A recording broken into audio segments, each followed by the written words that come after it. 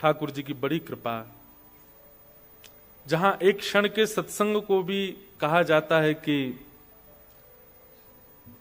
भगवत कृपा के बिना संभव नहीं है, वहां हम 3 दिन का सत्संग कर रहे हैं, और वो भी इतनी दूर भारत से। सौभाग्य है। कल नवदा भक्ति का प्रसंग अचानक यहां बैठ करके मन में आया, और उसी विषय को लेकर के हम आप सब लोग ये 3 दिवस की चर्चा कर रहे हैं।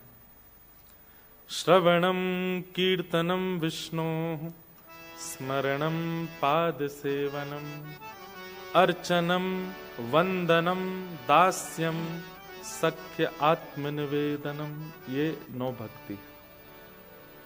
कल कौन कौन सी भक्ति हमने सुनी? श्रवण भक्ति, कीर्तन भक्ति और स्मरण भक्ति। एक एग्जाम भी होना चाहिए, है ना, कथा में। स्कूल्स इसलिए अच्छे होते हैं कि वहां टेस्ट होता है, बच्चे प्रिपरेशन करते हैं। ऐसी कथाओं में भी एक एग्जाम होना चाहिए कि बताओ दूसरे नंबर की भक्ति कौन सी थी और उस विषय में क्या बताया गया था। तो इस भय से, वैसे भय से की जाने वाली भक्ति को उत्तम नहीं माना जाता, लेकिन इस भय से कम आप ध्यान से सुनेंगे। वैसे सुनते तो सब ध्यान से ही हैं, लेकिन फिर भी कुछ लोगों के लिए ऐसा नियम होना चाहिए जो केवल प्रसाद के लिए आए हैं। श्रोताओं की भी कैटेगरीज होती हैं। एक होते अवर और एक होते प्रवर। अवर श्रोता, प्रवर श्रोता, भागवत में वर्णन है, भागवत के महात्म्य में। तो अवर श्रोता मतलब सामान्य, और प्रवर मतलब श्रेष्ठ। उन अवर श्रोताओं में वो 5 प्रकार के बताए, मुझे स्पष्ट याद नहीं, पर 1-2 याद हैं। जैसे एक श्रोता उसमें से बताया गया जो कथा के प्रारंभ होने के बाद आता है। व्यास मंच पर व्यास जी आके बैठ गए, उसके बाद आ रहे हैं। कैसे आ रहे हैं? बोले कूदते फांदते, सारी जनता को लांघते हुए सबसे आगे आके बैठ गए। उनको अवर श्रोता कहा जाता है, मतलब ज्यादा अच्छे श्रोता नहीं है व्यास से पहले। देख, आप लोगों के लिए ये सब बातें नहीं है, क्योंकि यहाँ सब लोग काम से 5 बजे निवृत्त होते हैं। फिर सबको, जैसे हमको आके यादव प्रभु जी बोले महाराज जी आधा घंटा बाद शुरू कर, मैंने नहीं, आने दो। कहीं ना कहीं जो अब आ रहे हैं उनको कहीं हो तो लगेगा अरे यार ये हमसे पहले आ गए, कल और जल्दी करेंगे आने में। 3 दिन की तो बात है। और फिर हमको समय 8 बजे फिर ये लगने लगता है यार हो गई कथा, तो हमको थोड़ा बोलने में न्याय तो मिले व्यास मंच को कि कुछ कहा है। अवर श्रोताओं में दूसरे श्रोता बताए कौन से? श्रोता। वो खंड खंड खंड करते रहते हैं कथा का। ये वाली कथा हमने उन व्यास जी से भी सुनी थी, उन्होंने तो ऐसी सुनाई थी, ये ऐसी सुना रहे हैं। वो वाले व्यास जी जो आए थे वो ज्यादा बढ़िया थे, वो ऐसे बोलते थे, ये ऐसे बोलते हैं। वो पूरी कथा में केवल नोक झोंकी करते रहते हैं। वो वाली कम्युनिटी के लोग कराते हैं, वो प्रसाद बहुत बढ़िया बनवाते हैं, वहां उसमें सुनने जाएंगे, इसमें नहीं। वो केवल ऐसे ही पूरी कथा का नापतोल करते रहते हैं, कथा सुनते नहीं है। श्रोता खंड खंड खंड कर देते हैं। तीसरे उसमें बताए गए, बहुत ध्यान से सुनिएगा, तीसरे उसमें बताए गए उनको रसपक्ष की बातें, अच्छी बातें जो व्यास जी कहते हैं, या भावपूर्ण बातें या परिवर्तन की बातें जो व्यास मंच से बताई जाती हैं, उसमें उतनी रुचि नहीं होती। पर कहीं उसमें अगर संसार का कोई विवाद बताया जा रहा हो, या कोई जैसे महाभारत के युद्ध की बात करी जा रही हो, भीमसेन ने गदा उठा करके महाराज अपनी गदा को द्रुत गति से घुमाया, प्रचंड गदा को दुर्योधन की जंगा पर, तो उन लोगों के नेत्र खुल जाते हैं, वो ध्यान से सुनने लगते हैं। और वो व्यास जी से यही कहते हैं आप तो मारधाड़ी सुनाया करो महाराज जी। मतलब तामसी प्रकार के श्रोता होते हैं, उनको ज्यादा रस पक्ष, भाव पक्ष, ज्ञान पक्ष, भक्ति पक्ष अच्छा नहीं लगता। उनको केवल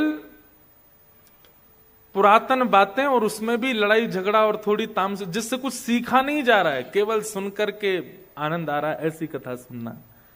और फिर उन्हीं में एक और बताए, कौन से? बोले वो कथा में आके केवल इसलिए बैठते हैं कब पूरी हो, कब प्रसाद मिले। ये अवर श्रोता। प्रवर श्रोता भी 5 प्रकार के बताए। श्रेष्ठ श्रोता प्रवर कौन कौन से? चातक, हंस, सुक और मीन। 4 प्रकार बताए। चातक सबसे पहला। चातक पक्षी होता है एक, हमारे भारत में, यहां पे होता होगा, भारत में हिमालय पर होता है चातक। जैसे गोवर्धनवासी सांवरे पद है ना, उसमें एक पंक्ति भी आती है, यह रट लागी लाडले जैसे चातक मोर। चातक, चातक जो होता है वो सुबह सुबह बोलना शुरू करता है, और अगर ध्यान से सुनो तो वो ऐसा बोलता है, प्यासा हूं, प्यासा हूं, प्यासा हूं। जब बोलता है तो ऐसे लगता है प्यासा हूं बोल रहा है। तो हमारे श्री डोंगरे जी महाराज कहते थे चातक पक्षी के विषय में कि जब वो प्यासा हूं चिल्लाता है तो सारे पशु पक्षी उसको कहते हैं, तू सुबह सुबह चिल्लाना शुरू करता है, नदियां हैं ना, पोखर तालाब है, क्यों नहीं पीता पानी, क्यों रोता रहता है प्यासा हूं? तो चातक कहता है, इनसे मेरी प्यास नहीं बुझेगी तो कब प्यास बुझेगी? बोले काले काले मेघ जब आएंगे और गरज करके जब बरसेंगे तो प्रथम वर्षा की बूंद जब गिर रही होगी उसको मैं अपनी चोंच में लूंगा, तब मेरी प्यास बुझेगी। मतलब उसके सामने प्यास बुझाने के बहुव्यंजन कर दिए जाएं, लेकिन उसकी प्यास केवल आकाश का, स्वाति का जल ही बुझा सकता है। तो श्रोता का लक्षण कैसा? चाहे उसको प्रसन्न करने के, उसको एंटरटेन करने के, उसको आनंद देने के अनेक साधन उसके सामने रख दिए जाएं, लेकिन वो सब छोड़ करके कथा में ही जाए। बोले मेरी प्यास तो कथा बुझाएगी, मेरी जो हृदय की स्थिति है उसको आनंद कथा दे सकती है। ये प्रवर श्रोता।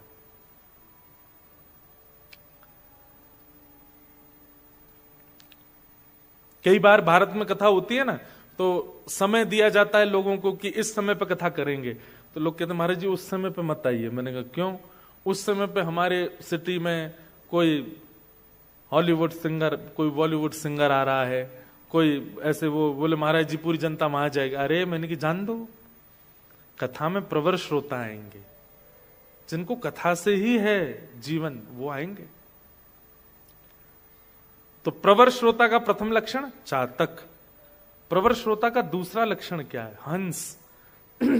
हंस का स्वरूप होता है कि वो दूध और पानी को अलग अलग कर देता है। दूध पी जाएगा, पानी छोड़ देगा, अगर दूध और पानी मिले हुए हों तो। दुनिया की कोई ताकत दूध को पानी से अलग नहीं कर सकती अगर दोनों मिल जाएं, लेकिन हंस का ये स्वरूप है कि वो चोंच डालेगा और दूध पी जाएगा, पानी छोड़ देगा। श्रोता कैसा हो कि वक्ता अपनी कथा में जल भी प्रवाहित कर रहा है, दूध भी प्रवाहित कर रहा है, तो श्रोता को केवल दुग्ध ग्रहण करना है जो उसके योग्य है। चातक, हंस, और तीसरा आता मीन, मछली।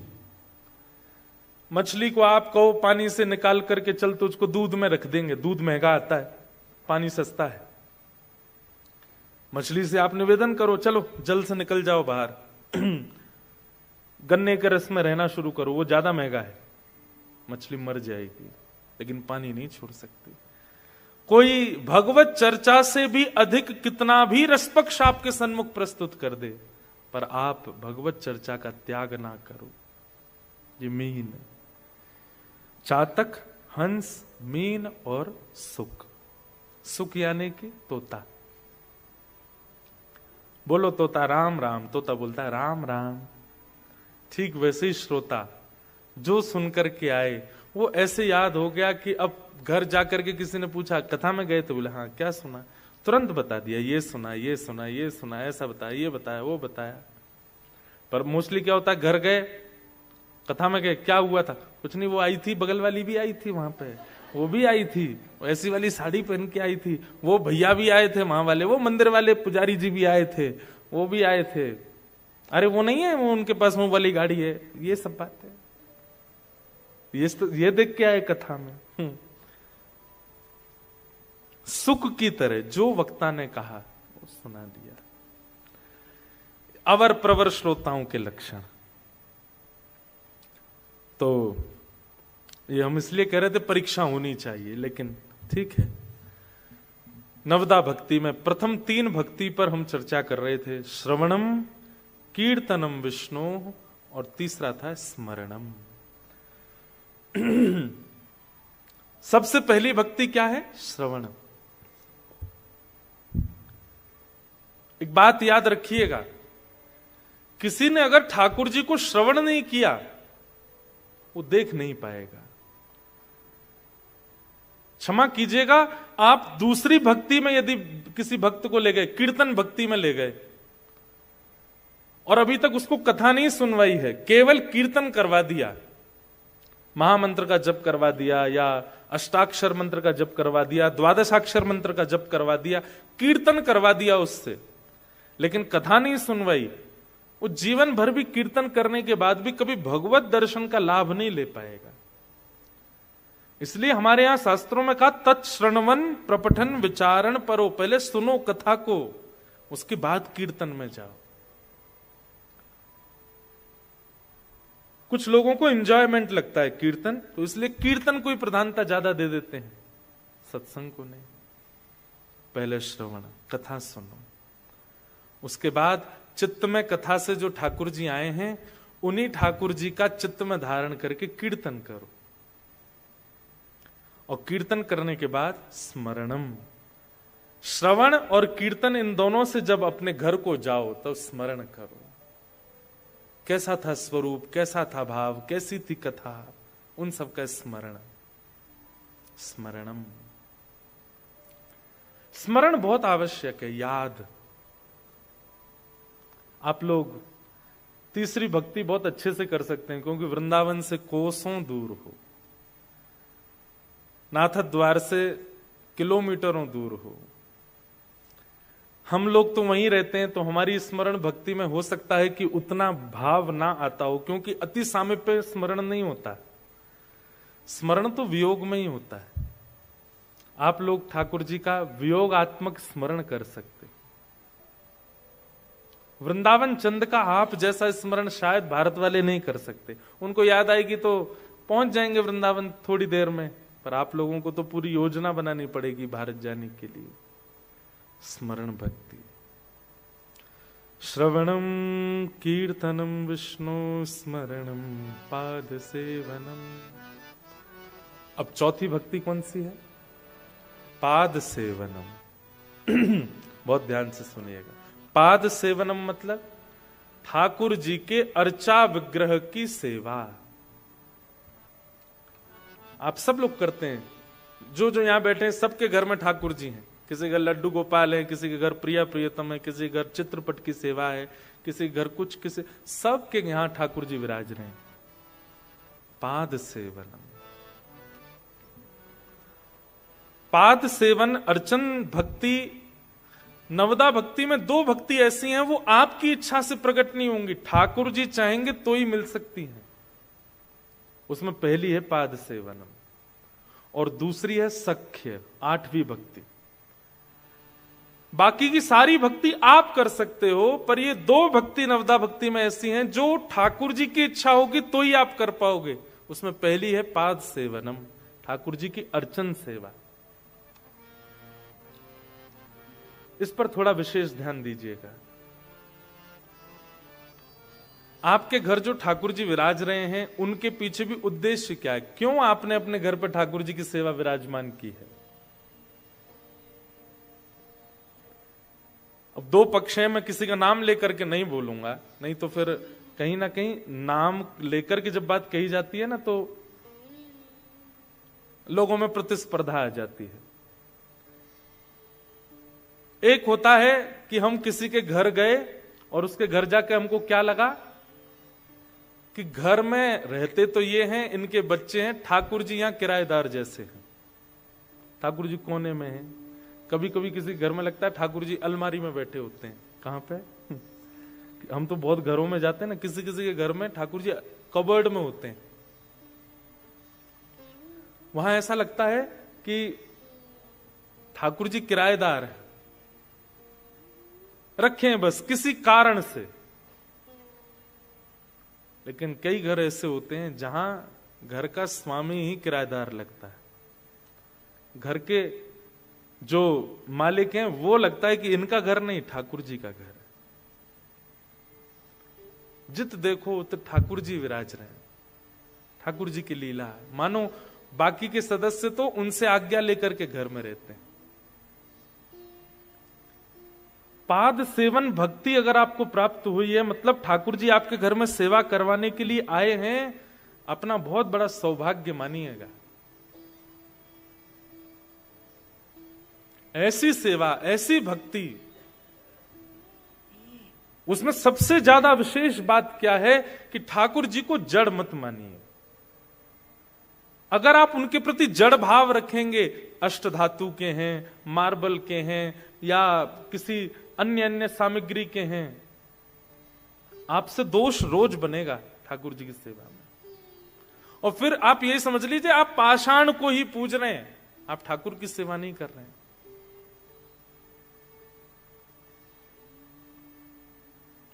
सबसे पहले चैतन्य, पाद सेवन भक्ति में चैतन्यता, अपने ठाकुर को चैतन्य मानिए। जिस दिन ठाकुर जी घर में विराजमान होते उसी दिन भूल जाइए कि ये किस धातु के थे या किस पाषाण के थे। नहीं, अगर कोई कह भी दे आपसे, भूल करके भी घर में कोई दर्शन करने आए, कहां से लिए ठाकुर जी, या कितने के लिए ठाकुर जी, या कौन से धातु के हैं ठाकुर जी, आप लोग रिवर्ट में उसको बोल सकते हो, तुम्हारा भी एक बेटा है ना या बेटी है ना, कहां से खरीद के लाए उसको, कितने का लिया, कौन से धातु का बना है, तो उसको बहुत अटपटा लगेगा।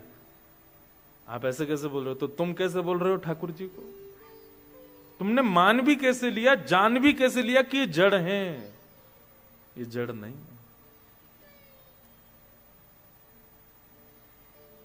एक बात बताएं, मैं पिछली 2 कथाओं से एक बात कह रहा हूं, अब यहां भी मुझको याद आ रही है। पता नहीं आपके केनिया नायरोबी में खेलते हैं कि नहीं बच्चे, पर हमारे भारत में एक गेम खेलते थे बचपन में हम लोग, स्टैचू। उसमें क्या होता है कि जिस व्यक्ति की चांस होती है ना, वो 10 तक काउंट करता है, 1 2 3 4 5 6 10 तक, और पीछे सारे बच्चे जो हैं वो अलग अलग आकृति बनाते हैं। कोई मंकी बन जाएगा, कोई लेट जाएगा, कोई बैठ जाएगा, कोई कुछ, और फिर जैसी उसकी काउंटिंग पूरी होगी वो चिल्लाएगा स्टैचू, और फिर जो जैसे हैं उनको वैसे ही रहना है। अब उस व्यक्ति के लिए चैलेंज क्या है, एक एक के पास जाओ, बिना टच किए उसको हंसा के दिखाओ, या फिर उसको हिला के दिखाओ, या फिर उसके हाथ पैर कैसे भी सीधे करके दिखाओ। ठीक वैसे ही ठाकुर जी भी हम सब के साथ एक गेम खेल रहे हैं, स्टैचू। खड़े हो गए, कहीं पर ऐसे, कहीं पर ऐसे, कहीं पर ऐसे, सारे स्टैचू बन करके ठाकुर जी बैठे हैं और हमें चैलेंज दे रहे हैं, अगर आप में सामर्थ्य हो मुझे हंसा के दिखाओ, मेरे हाथ सीधे करके दिखाओ, या मुझे चलवा के दिखाओ।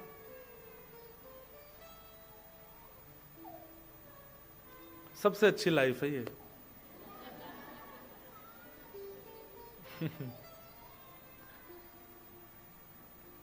रोना हमको भी आता है कई बार, हम आप सबको, पर हम व्यवस्था के लिए रोना छुपा लेते हैं। बच्चे कितने अच्छे होते हैं, इमोशंस जो आया वो तुरंत प्रकट है। हम लोग इमोशन दबाना जानते हैं, वो नहीं जानते।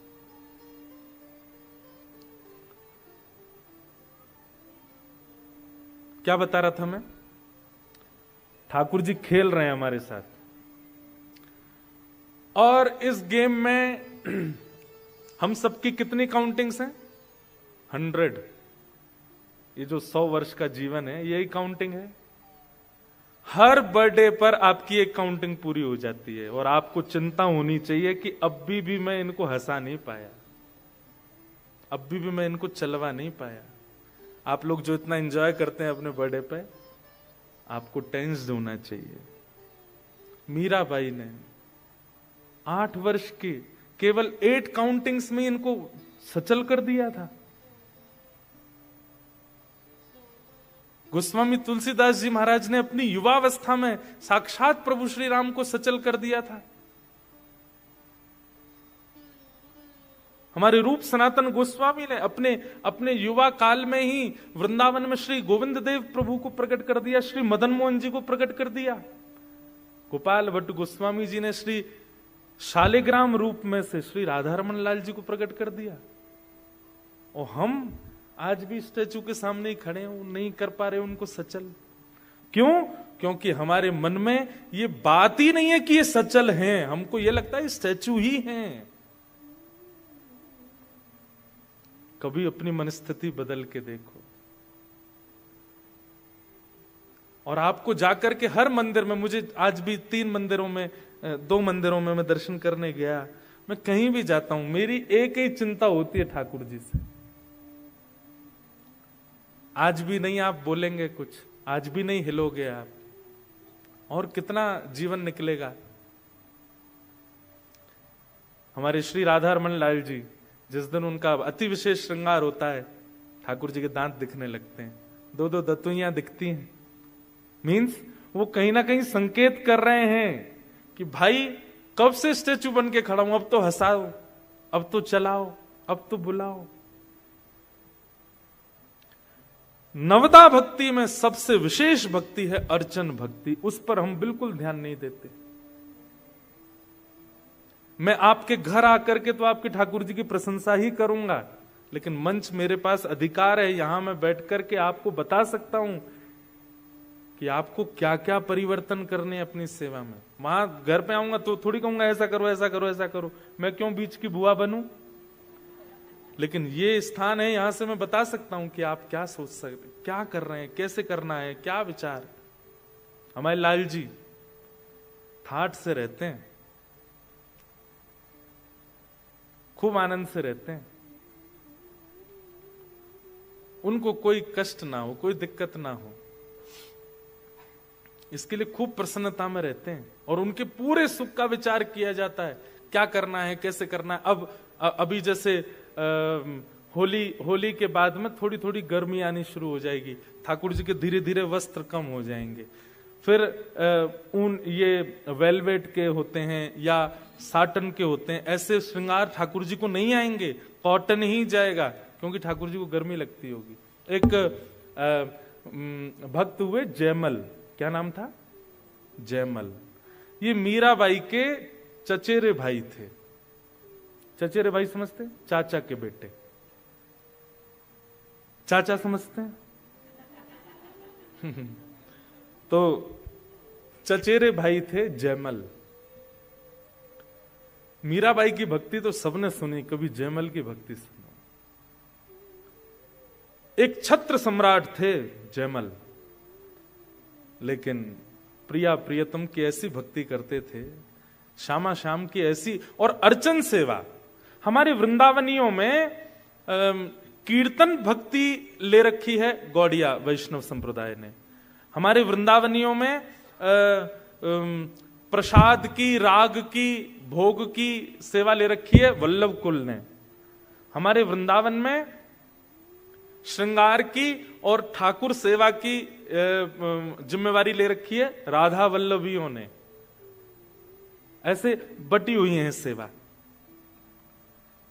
तो श्री राधा वल्लभ संप्रदाय से दीक्षित थे श्री जयमल जी, और अपने ठाकुर की बड़ी विशेष सेवा करते थे।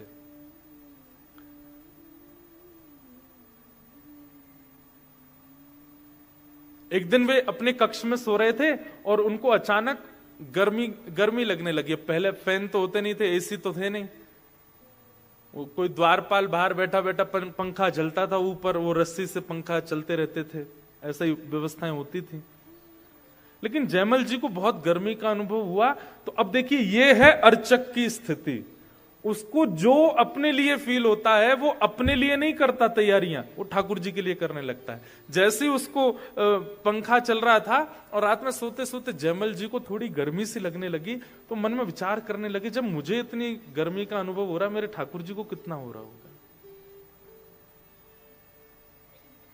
हमारी स्थिति कैसी है, हमारे साथ कुछ भी होता है, हमारे नेत्रों को, कानों को, नासिका को, जीव को, त्वचा को, पंच इंद्रियों को कुछ भी अनुभव होता है, हम अपने लिए परिवर्तन करते हैं। पर एक अर्चक भक्त को कुछ भी फील होता है, वो ये कहता है कि ये मेरा नहीं है, ये मेरे ठाकुर जी संकेत कर रहे हैं मुझको। तो जयमल को जब गर्मी लगी तो उसको संकेत ऐसा नहीं लगा कि उसको लगी, उसको लगा मेरे ठाकुर को शायद गर्मी लग रही है। और जयमल जी ने तुरंत क्या किया, हमारे यहां खस होता है, खस की बढ़िया टाट बनवा करके एक झोपड़ी जैसी, एक हट जैसी बनवाई और उसमें खूब सारा पानी का छिड़काव किया, तो उससे उसकी तासील ठंड होती है, बहुत ठंडा लगता है उसमें, बिना पंखे के भी बहुत अच्छा लगता है। अभी गर्मी जब आ जाएंगी ना, जेठ का महीना आएगा, जून जुलाई, आपके यहाँ तो विंटर होता है, हमारे यहाँ समर होता है उस समय, तो जैसी समर आएगा तो राधा वल्लभ जी, बिहारी जी, राधा रमन जी, सब जगह खस की टाट आ जाएंगी और उनको गीला करते रहते हैं पूरे दिन। ठाकुर जी को ठंडक अनुभव होती है। मैं अपनी घटना बताऊं, हमारे ठाकुर जी की झारी जी, जल झारी जी हैं, उसमें जल पधराया जाता है सुबह। वैसे तो नियम से तो बहुत बार जल बदलना चाहिए, पर हम कथाओं में और ट्रेवलिंग में इतने रहते हैं, तो हम सुबह जल पधराते हैं, फिर दोपहर में राजभोग के समय और रात्रि शयन के समय। तो रात्रि शयन के समय एक दिन में जल पधराना भूल गया, मतलब चेंज नहीं किया जल, और ठाकुर जी को विश्राम करा के सो गया। रात भर प्यास लगती रही, पानी पीऊं और फिर उठ करके पानी पीते हैं तो फिर थोड़ी देर बाद वॉशरूम जाऊं, फिर आऊं, फिर पानी पीऊं, फिर वॉशरूम जाऊं, पूरी रात नहीं सो पाया। सुबह उठ के जब स्नान ध्यान करके सेवा में गए, तब अचानक याद आया कि ठाकुर जी की जल झारी तो बदली नहीं थी। ऐसे इंडिकेशंस आपकी बॉडी को होने लग जाएंगे, आपके माइंड को होने लग जाएंगे जब आप अर्चन भक्ति में अति विशेष हो जाते हो। आपके ठाकुर जी इच्छा अपनी आपको लागू करके बताएंगे कि ऐसा है। एक बार बद्रीनाथ में कथा थी, तो मैं अपने ठाकुर जी को कथा में बहुत कम लेके जाता हूं, तो वहां जो आयोजक थे वो बोले महाराज जी आज कथा में ठाकुर जी को लाओ। मैंने कहा ठीक है, लेकिन उस दिन इतनी ज्यादा ठंड थी, मौसम बिल्कुल माइनस में चला गया था, और मेरे कमरे से जो ऐसा ही हॉल था वो काफी दूर था, और कोई गाड़ी वाड़ी नहीं, ऐसे ही लेके आना था पालकी में ठाकुर जी को। तो जब मैं कथा में जा रहा था, मैं सोच तो रहा था ठंड तो बहुत पड़ रही है, ठाकुर जी को कहीं सर्दी नहीं लगे। तो मैंने जाते जाते स्टेज पे बैठते एक पंडित जी को बोला, ठाकुर जी को ना गर्म शॉल उड़ा देना। और मन में ऐसा आया कि इतना तो ठाकुर जी सही लेंगे मेरे लिए ठंड ज्यादा है।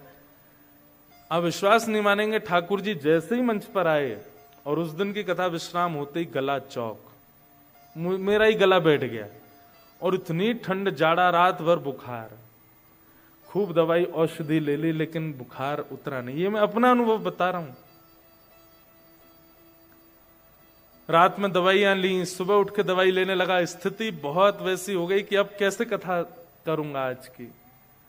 पता नहीं क्या मन में आया, मैंने कहा सुनो, एक शुद्ध काढ़ा बना करके ठाकुर जी का भोग लगाओ। और जैसे ही ठाकुर जी का भोग लगाया, सब रो ज्वर उतर गयो, गलो ठीक है लगो, बिल्कुल स्वस्थ हो गए। ये चतुर्थ भक्ति पर तो मैं अपने ही उदाहरण बहुत दे सकता हूं आपको। पाद सेवनम, ठाकुर की सेवा,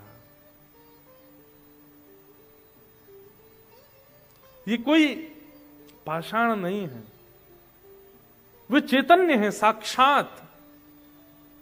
उनकी उसी भाव से सेवा किया कीजिए। हमसे आप दोपहर में बोलेंगे 1 बजे कि महाराज जी अपने ठाकुर जी का दर्शन कराओ, हम कहेंगे अभी नहीं मिलेंगे। क्यों? अभी गैया चराने गए ठाकुर जी, और 2 दिन से तो अफ्रीका में गैया चराने जा रहे हैं।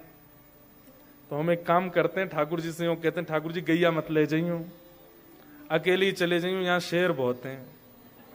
कहीं गैया पे आक्रमण है गो तो। आज हम कहीं बाहर गए थे तो भोग के लिए आपको आज्ञा दी कि आप भोग लगाओ, लेकिन उससे पहले ठाकुर जी को बोला कि ठाकुर जी आज भोग जिस घर में आप आए उस घर का कोई सदस्य पधराएगा। नहीं बता करके जाएंगे तो भोग की थाली गिर जाएगी नीचे। ऐसे अनुभव होते हैं। ये कैसे होते हैं? जब आप उनको पाषाण ना मानो, उनके प्रति पाषाण बुद्धि ना रखो। वो गेम खेल रहे हैं आपके साथ में, उस गेम में अपनी निपुणता करो। कथा सुनकर के अपने भावों से, अपने कीर्तन से, अपनी सेवा से ठाकुर जी के उस गेम में जिसमें वो स्टैचू बन करके खड़े हैं उनको सहज कर दो। ये हमारा उद्देश्य, हमारा लक्ष्य है। पाद सेवनम।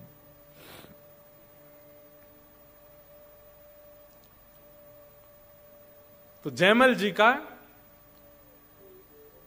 नित्य नियम था कि वो ठाकुर जी के आगे 3 घंटा बैठ करके सेवा करते थे, और सेवा करने के बाद में खूब भाव से ठाकुर जी को भजन कीर्तन और जो भी उनको अच्छा लगता था सुनाते थे। उनके विद्रोही जो उनसे द्वेष मानते थे, जो उनसे लड़ना चाहते थे राजागण, वो जयमल जी को किसी भी रूप में हरा नहीं पा रहे थे। बहुत प्रतापी राजा थे। तभी किसी ने जाके बताया, बोले जयमल जी को हराने का एक ही उपाय है। बोले क्या? ये सुबह इतने बजे से इतने बजे के बीच में अपने ठाकुर की सेवा में होते हैं और उस समय ये कुछ नहीं करते। सख्त आदेश है पूरे राजभवन को कि इतनी देर जितनी देर मैं सेवा में रहता हूं मुझे कोई भी आकर के कुछ कहेगा नहीं। केवल राजमाता का अधिकार है मंदिर में आकर के वो मुझे कुछ संकेत कर सकती हैं, बाकी किसी का भी प्रवेश नहीं। अपनी पत्नी को भी नहीं आने देते थे। तो उनके जो शत्रु राजा थे उनको पता चल गया कि जयमल इतने से इतने बजे तक पूजा करते हैं। उन लोगों ने उसी समय आक्रमण किया उनके राज्य पर। राज्य पर आक्रमण हुआ, चारों तरफ से सेनाओं ने घेर लिया। मंत्री, महामंत्री, सेनापति दौड़े दौड़े, सब बोले क्या करें क्या करें। बोले ये तो वो काल है जिसमें राजा पूजा में बैठते हैं और अभी तो काल शुरू हुआ है, अगले 3-4 घंटे तक वो सेवा में रहेंगे। अब क्या करें? इतनी देर जितनी देर वो सेवा में रहेंगे उतनी देर में तो ये पूरा राज्य लुट जाएगा। दौड़े दौड़े मंत्री गए राजमाता के पास। मां, आप ही जयमल जी को कहो कुछ करें, वो सेवा में बैठे हैं ठाकुर जी की में। राजमाता को अधिकार था लेकिन इतना भी नहीं था कि कुछ बहुत बड़ा निर्णय लेने के लिए वो मंदिर में जाकर के उनसे कहें कि कुछ करो। बड़े संकोच में धीमे धीमे चरण रखते हुए राजमाता मंदिर में गई। जयमल जी अपने ठाकुर जी को गोद में लेकर के सेवा कर रहे थे। अच्छा, एक और बात, यह भी एक स्वरूप है कि अगर आपके ठाकुर जी सेवा के बड़े हैं, थोड़े उनका भार ज्यादा है, तो खड़े खड़े उनकी सेवा हो। लेकिन अगर ठाकुर जी छोटे हैं, स्वरूप इतना ज्यादा भारी नहीं है ठाकुर जी का, तो एक सुंदर वस्त्र अपनी गोद में रख के वहीं लेटा के ही सेवा किया करो ठाकुर जी की। आपकी गोद में ही आए वो, वहीं सेवा पाए।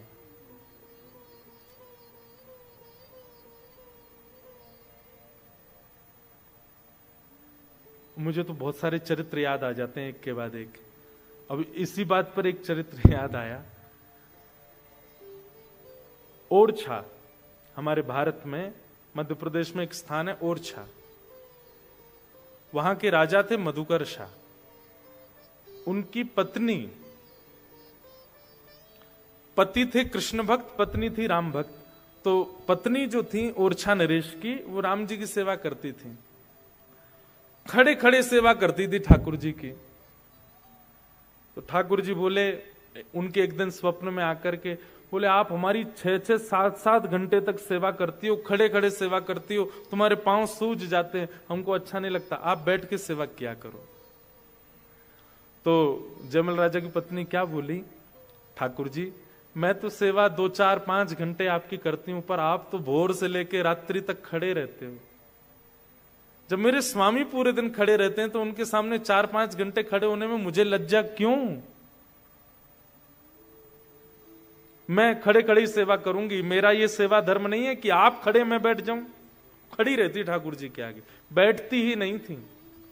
वो कहीं किसी मंदिर में भी दर्शन करने जाती थी तो ठाकुर जी अगर खड़े विग्रह, अधिकतर सब जगह खड़े हैं, वो बैठती ही नहीं थी। सत्संग में भी कोने में खड़ी रहती थी। क्यों? ठाकुर जी खड़े, हम कैसे बैठ जाएं? उनका भाव। जब किसी के लड्डू गोपाल दिखती थी तो बैठ जाती थी, बोले ये बैठे ठाकुर है तो मैं भी बैठूंगी। लेकिन कहीं खड़े ठाकुर हैं तो वहां बैठ नहीं सकती हैं वो। रात में स्वप्न में ठाकुर जी ने आके कहा आप बैठ जाया करो, बोले नहीं मैं तो खड़ी रहूंगी। आप भी तो खड़े हो। ठाकुर जी इतना कह के अंतर ध्यान हो गए, स्वप्न पूर्ण हुआ, ब्रह्म मुहूर्त हुआ, स्नान ध्यान करके आप जैसी सेवा में गई, क्या देखा? आपके राम लला भी बैठ गए। और आज भी ओरछा में श्री ठाकुर जी बैठे ही हुए, उनकी भक्ति के लिए बैठ गए। हमारे साथ ऐसी लीला क्यों नहीं करते ठाकुर जी? हम क्यों वर्षों से सेवा, लोग बाग अपने अपने घर ले जाते हैं, बताते हैं हम इतने वर्षों से सेवा कर रहे हैं, इतने वर्षों से सेवा कर रहे हैं। क्या परिवर्तन हुआ? पाद सेवनम। तो जयमल राजा की राजमाता ने आकर के बताया, बोले पुत्र जयमल, मुझे पता है तुम अभी सेवा में हो, अपने ठाकुर की अर्चना में लगे हो, पर एक बहुत बड़ा संकट राज्य पर आया है। और राज्य पर आए संकट के समय अगर राजा व्यस्त होगा तो राज्य का कैसे भला होगा? जयमल ने कहा, एक बात कही बस। बोले मां,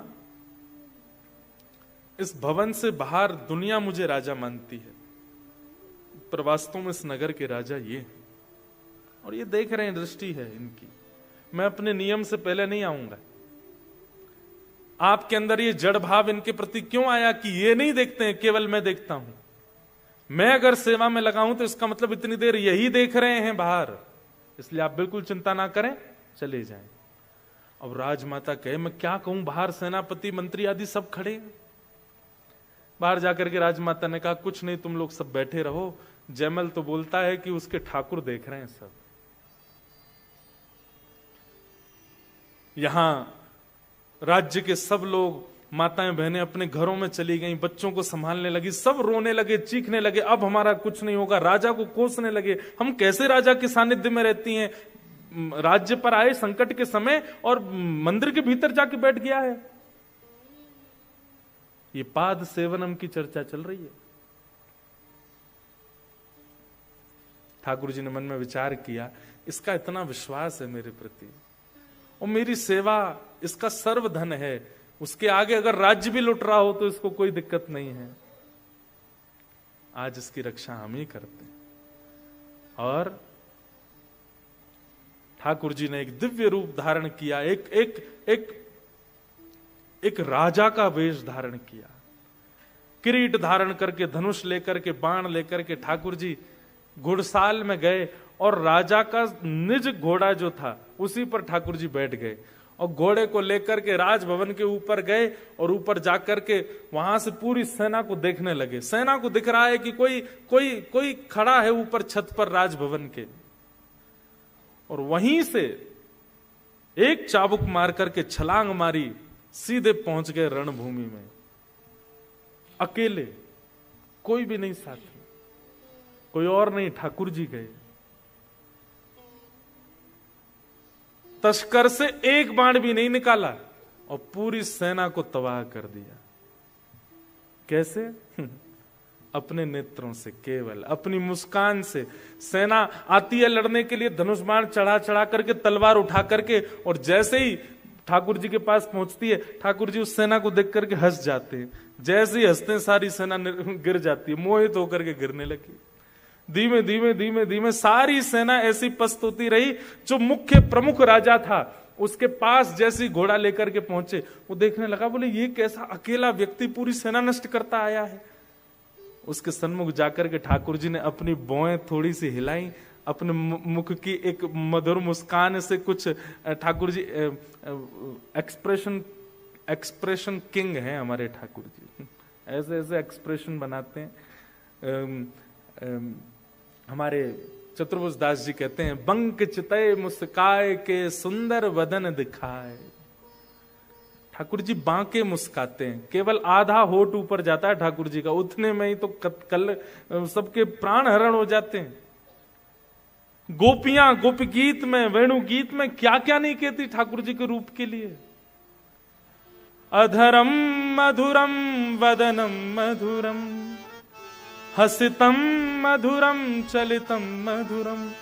श्रीमद् वल्लभाचार्य जी द्वारा विरचित मधुराष्टकम।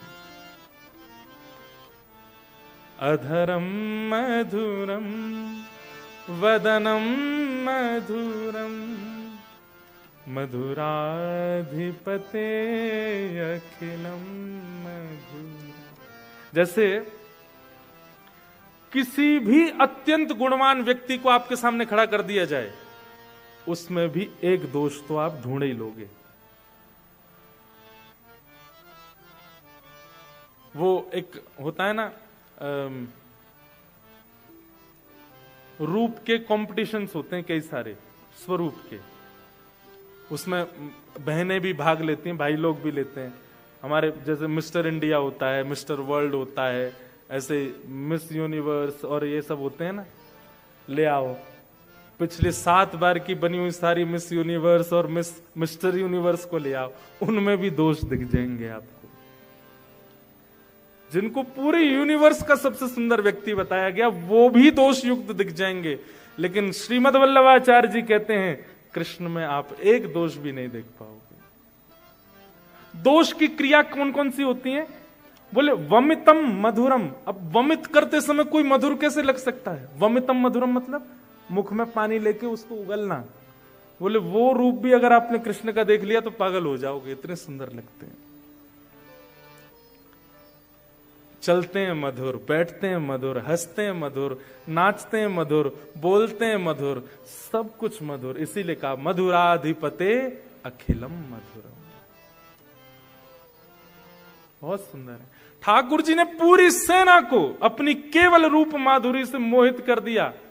सब पस्त होकर के गिर पड़े। यहां जयमल की पूजा पूरी हुई।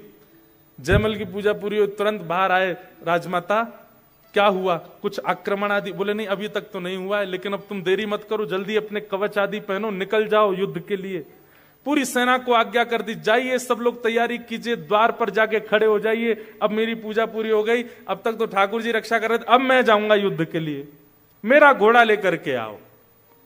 महाराज वो घोड़ा हांफता हुआ आ रहा था। जयमल बोला इस पर कोई दौड़ के गया था क्या? नहीं महाराज, घुड़साल में ही खड़ा था। पांव देखे तो पांव में मिट्टियां लगी थी। बोले कोई तो गया, अब इतना सोचने का समय नहीं है, इस पर बैठो। जैसे ही बैठा, कस्तूरी की ऐसी अद्भुत सुगंध उस घोड़े में से आ रही है। उसको संकेत तो हो रहा था कुछ तो अलग है। जैसे ही उसने चाबुक खींची, द्वार खुला राज्य का। बाहर जाकर के देखा सारी सेना सो रही है। दूर दूर तक सारे सैनिक पड़े हुए, लेटे हुए हैं, कोई भी युद्ध के लिए नहीं खड़ा है। जयमल बोला ये क्या हुआ है? पूरी सेना देख करके आश्चर्यचकित बोले हमें नहीं पता महाराज। सबको देखा तो कोई मरा नहीं है, सब लोग पड़े हैं बस, हाँ हाँ, अपने हृदय पर रख करके, मानो जैसे किसी पीड़ा में कोई पीड़ित रोता है, ऐसे सब रो रहे हैं। जयमल सबके पास घूमता हुआ जैसे मुख्य राजा के पास गया, उसको देखा तो वह भी बस अपने हृदय पर हाथ रख करके, नेत्रों से अश्रुपात हो रहे हैं, पूरा शरीर कांप रहा है। जयमल अपने घोड़े से उतर करके गया, उसके मुख पर जल डाला। ए भाई, तुम युद्ध करने के लिए आए थे और युद्ध तो किया नहीं, ये तुम्हारी स्थिति क्या हो गई? क्या क्या बात है? राजा को होश आया, जयमल के चरण पकड़ लिए और चरण पकड़ करके बोले मैं तुम्हारे सामने नतमस्तक हो जाऊंगा, अपने राज्य को भी तुम्हारे चरणों में न्योछावर कर दूंगा, केवल उस सेवक, अपने उस सैनिक का दर्शन करा दो जिसको तुमने अभी भेजा था। ऐसे सुंदर नेत्र, ऐसी सुंदर नासिका, ऐसी सुंदर मुस्कान, उसका मुखमंडल इतना इतना लावण्यपूर्ण।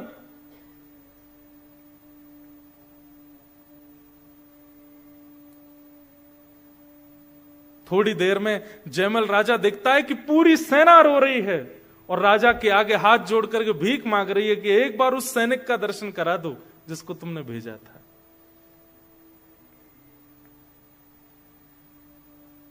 जयमल आश्चर्य में है, कौन सैनिक आया ऐसा? अपनी सेना से पूछा कोई गया था क्या बाहर? बोले हम में से तो कोई नहीं गया।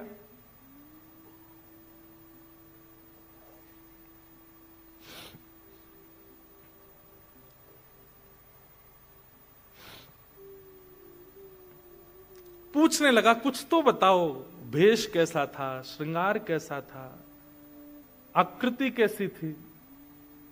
तो वर्णन करने लगे कि वरहा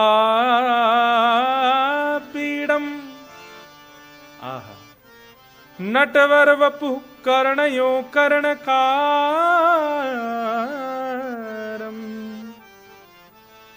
बोले सैनिक तो धनुष बाण लेकर के चलते हैं, पर उसके धनुष बाण तो तस्कर में ही रखे थे, धनुष लटका ही हुआ था। दूर से ही घोड़े पर बैठ करके आया, नेत्र चलाता हुआ, मधुर मुस्कान करता हुआ, सांवरा सलोना स्वरूप। और उसने जो मुकुट पहना था उस पर भी मोर पिछ लगा हुआ था, अद्भुत पीतांबरी थी। और सुनो, घोड़ा यही था जिस पे तुम बैठ के आए हो। ये सुनते ही राजा को कस्तूरी की सुगंध, घोड़े का हांफना, उसके पैरों में मिट्टी लगी होना और इन लोगों की मनोदशा होना, ठाकुर जी जैसा सैनिक का स्वरूप बताना, कोई और संशय नहीं आया। दौड़ करके गया और अपने निज सेवा के ठाकुर जी को जाकर के जैसे ही देखा, सेवा के ठाकुर जी तो वैसे ही खड़े थे जैसी उसने सेवा करी थी, लेकिन पीछे जाकर के देखा तो तस्कर में बाण रखे हैं और धनुष भी रखा है। जयमल समझ गया, बोले जितनी देर में सेवा में था ठाकुर जी गए थे और ठाकुर जी जाकर के पूरे युद्ध को संभाल के आए। ये है पाद सेवन, आपकी अर्चन भक्ति। हम लोगों का कितना बड़ा सौभाग्य है कि ठाकुर वृंदावन से चल के, नाथद्वारा से चल के, जयपुर से चल के, जहां भी ठाकुर की विग्रह निर्माण होते हैं, हम सबके साथ चल के नैरोबी आ गए, अफ्रीका में आ गए, केनिया में आकर के हमारे घरों में बैठे हैं, और तब भी हम उनसे सचल का दर्शन नहीं कर पा रहे उनमें। ये कितना बड़ा दुर्भाग्य है हमारा। हमको फिर भी ठाकुर जी अभी भी पाषाणी बने हुए हैं। ये चौथी भक्ति है, पाद सेवन। और पाद सेवन करने वाले व्यक्ति का एक ही उद्देश्य होना चाहिए कि मेरे ठाकुर जैसे मेरे पास आए हैं इससे विपरीत अवस्था में आ जाएं, मेरी भक्ति से, मेरे भजन से, मेरी सेवा से। एक बार मैं अपने ठाकुर जी के साथ ऑस्ट्रेलिया कनाडा कहीं जा रहा था, तो हमारे लाल जी और मैं, और कोई नहीं था साथ में। तो रात्रि का समय, तो ठाकुर जी गोद में थे, तो मैंने ऐसे खोल के देखा, थोड़ी देर बातचीत जैसी चल रही थी। ठाकुर जी आप बड़ी कृपा करते हुए, इतने वैष्णवों को कथा सुनवाते रहते हो हमसे। अचानक बात करते करते मन में भाव आया, मैंने ठाकुर जी अब जब से आप आए हो यूं ही खड़े हो। मैंने आज एक काम करो, कोई देख नहीं रहा है यहाँ पे, दूर दूर तक कोई नहीं, मैं और आप हैं बस, एक बार नेक हाथ नीचे करके दिखा दो। और फिर एक बालक की भांति मैं अपनी निज बात बता रहा हूं। मैंने कहा मैं 10 तक गिनती करना हूं, है नीचे कर लेना हाथ, और फिर एक क्षण के लिए नीचे करके फिर ऊपर कर लेना, 1 2 3 4 10 तक गिनती करके। जैसे देखे ठाकुर जी अब भी यूं ही खड़े हैं। मैंने कहा अच्छा एक काम करते हैं, आपको मैं बैठा के ना मैं एक राउंड मार के आता हूं पीछे तक, जब तक लौट के आऊं तब तक थोड़े सहज कुछ तो करके दिखाओ, या तो एक पैर आगे कर दो, या थोड़ी एक आंख ऐसे बंद कर लो, या थोड़े मुस्का जाओ, दांत दिखा दो, कुछ तो कर दो, एक चीज कर दो। 4-5 प्रयास किए, ठाकुर जी ने कुछ नहीं किया। तो फिर मैं बड़ा उदास सा हो गया अपने लाल जी को लेके। मैंने कि कुछ नहीं किया आपने आज, इतनी मतलब आपके गला फाड़ फाड़ की सेवा करते हैं, कथा सुनाते हैं, सब करते हैं, फिर भी कुछ नहीं किया आपने। और फिर उसके बाद ना अचानक नेत्र बंद झपकी सी लगी, ठाकुर जी गोद में थे, और उस समय ऐसे एक अंतरंग भाव जैसा आया, एक क्षण के लिए ठाकुर जी मानो ऐसे बोले हूं, मैं हाथ तो नीचे कर दूंगो, लेकिन तू कल कथा में सबन को बताए देगो। फिर तो मेरे ठाकुर जी ने हाथ नीचे किए सब जगह जाए के हल्ला मचाए देगो या हमारे ना करूंगा। और वो बात बिल्कुल ऐसा लगा मानो ठाकुर जी बोल के गए हो कि मैं करवे को तो तैयार हूं पर तू गा। और ये बात है, अगर हमारे लाल जी ने कुछ लीला करी तो मैं तो सुना ही दूंगा कथा में।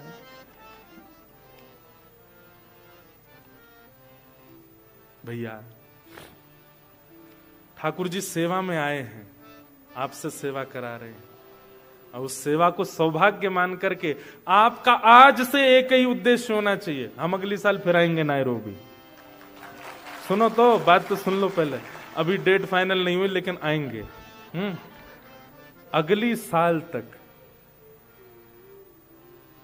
कुछ तो अंतर हो, कुछ तो अद्भुतता आपकी सेवा में आपको मिले।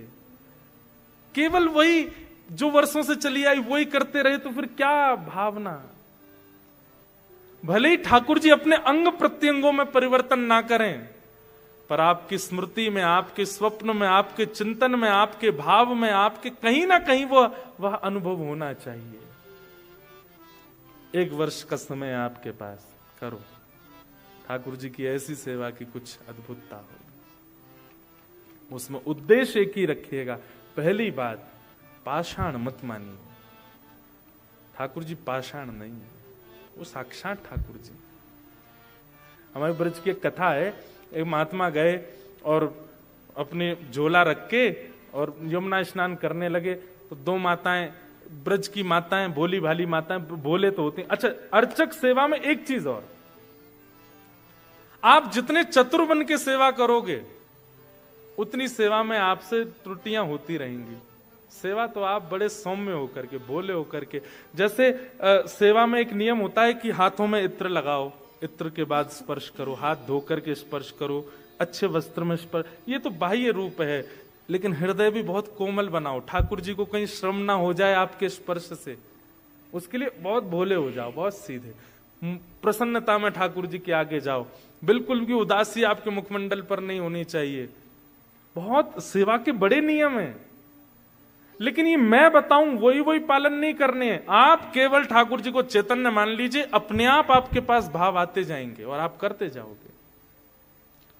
तो दोनों माताएं जा रही थी जल भर के, तो एक ने दूसरी से कही, हेरी तो पता है, देख महात्मा जमुना जी स्नान कर रो, जाको झोला यहीं रखो कोने पे। ब्रजभाषा समझ रहे हैं? समझ रहे हैं? जो समझ रहे हैं वो न समझने वालों को बता देना।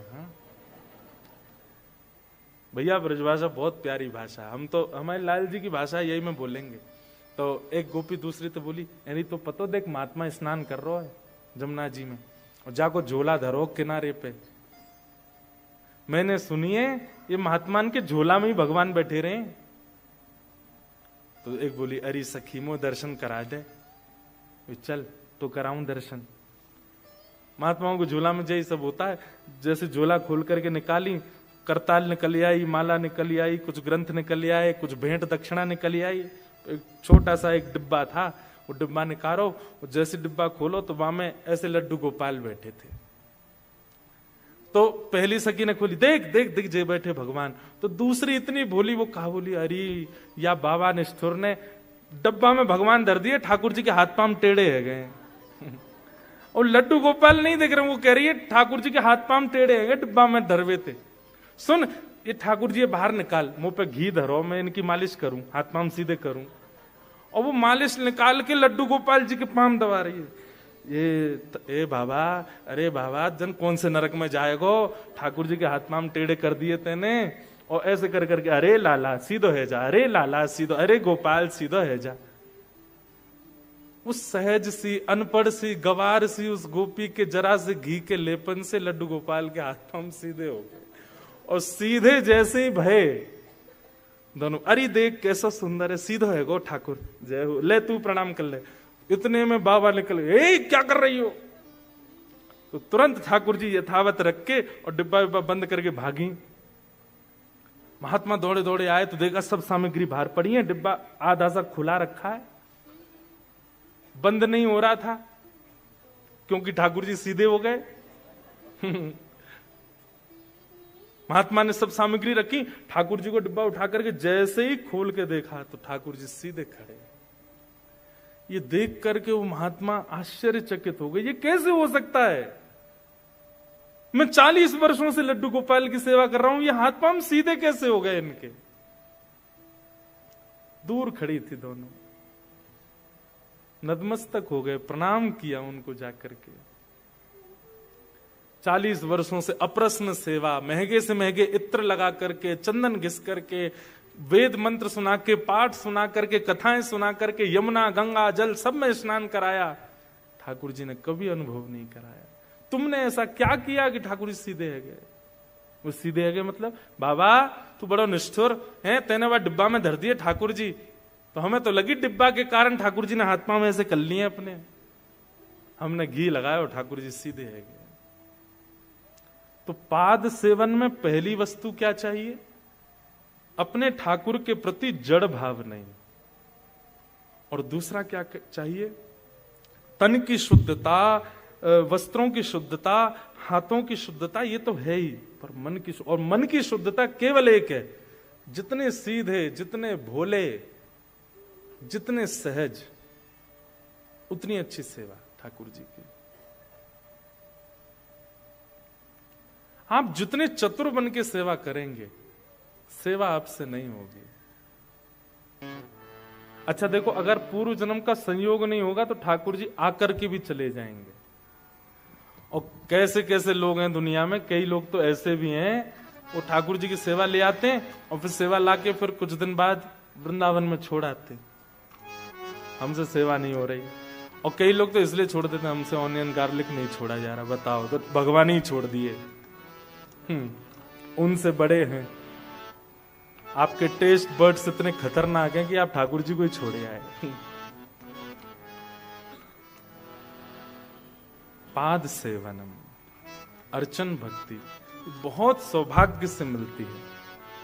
कल यादव प्रभु पूछ रहे थे कि आपके ठाकुर जी कैसे आए आपके पास।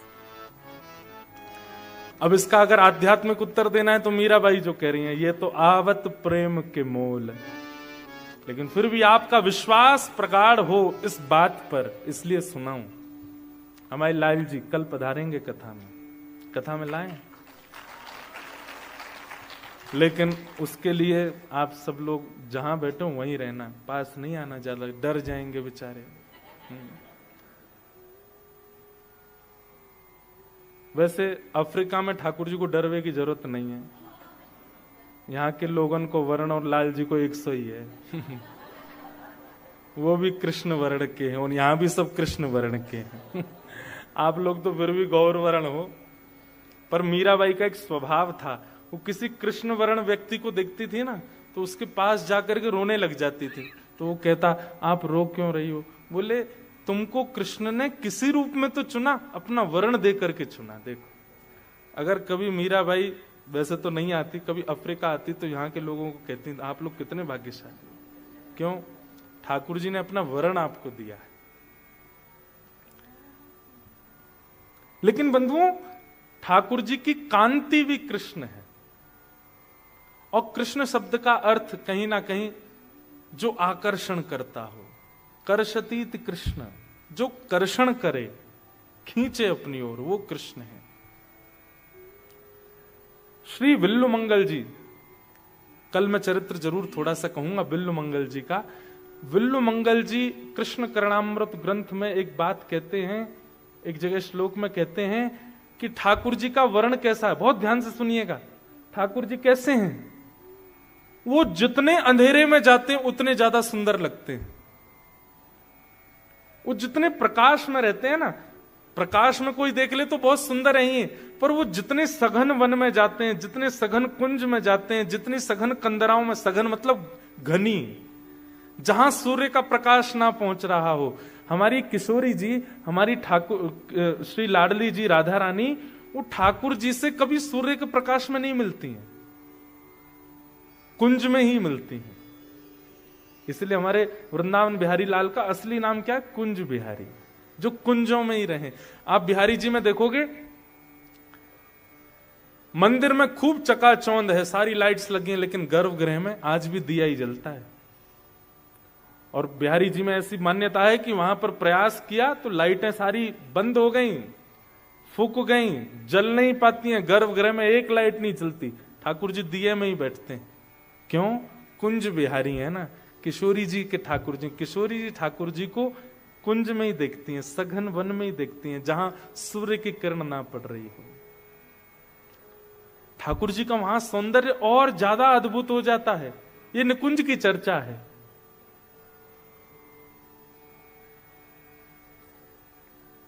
कुंज बिहारी। तो हमारे ठाकुर जी कैसे हैं? जितने सघन में जाएं उतने ज्यादा प्रिय लगते हैं, प्यारे लगते हैं। पता नहीं किस भाव में मैं ये बात सुना रहा था, भूल गया।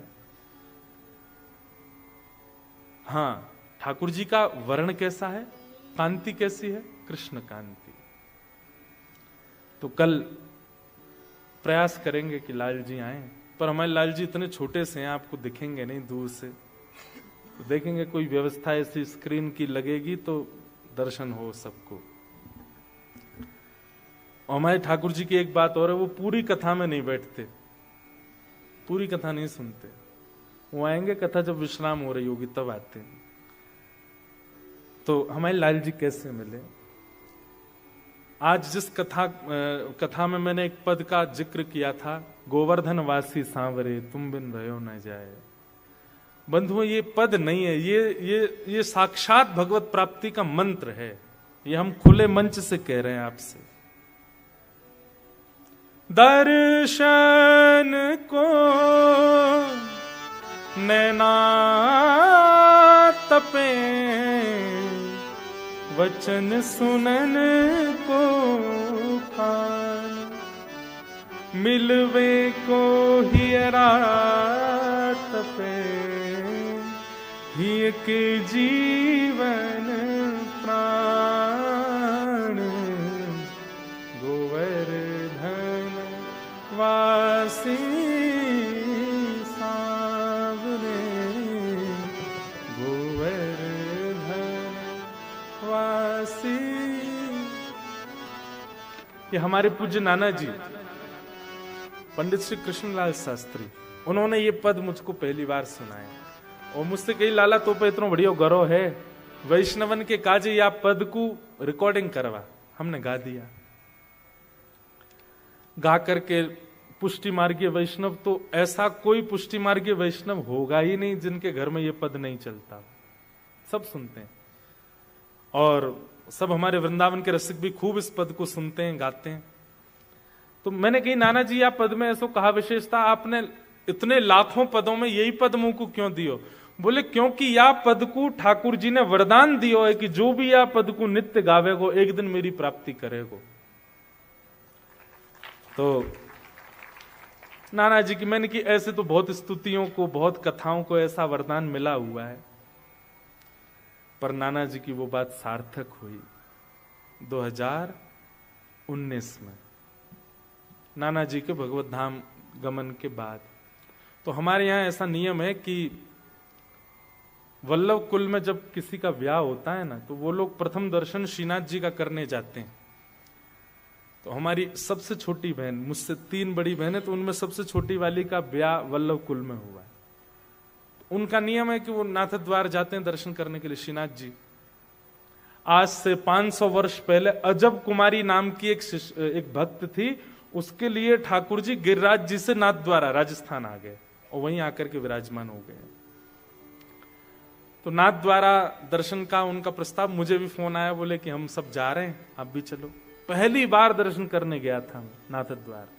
मतलब हमारे गिरिराज जी के मुख्य स्वरूप श्रीनाथ जी जहां विराजते हैं, उदयपुर के पास राजस्थान में। वो भी कथा सुनाऊंगा कि वो वहां कैसे आए, क्यों आए। तो पहली बार दर्शन करने के लिए गए, तो मन में एक भावना थी कि नाना जी ने वो पद गवाया था, गोवर्धन वासी सांवरे, वो गोवर्धन वासी सांवरे यही हैं, उनका दर्शन करने जा रहे हैं। तो जैसे ही मंदिर में गए, मंदिर में ठाकुर जी को देखा, उर्द बाहु, दूसरी भुजा कमर पर, नीचे नजर, ठाकुर जी ऐसे मंद मंद मुस्काए खड़े हैं। तो एक जैसे गांव का व्यक्ति शहर चला जाए तो गांव के दूसरे लोग जाकर के उसको ऐसे देखते हैं कि अरे हमारे संग वापस चलना। तो एक वैसी भावना प्रकट हुई, मैंने कि जय जय, यहां राजस्थान में आप विराज रहे हो, वापस चलो ना ब्रजमंडल, वहीं विराजो ना गिरिराज जी पर। और श्री चतुर्भुज दास जी कहते हैं, युग युग अविचल राखिए यह सुख शैल निवास, श्री गोवर्धन रूप पे बलि जाए चतुर्भुज दास।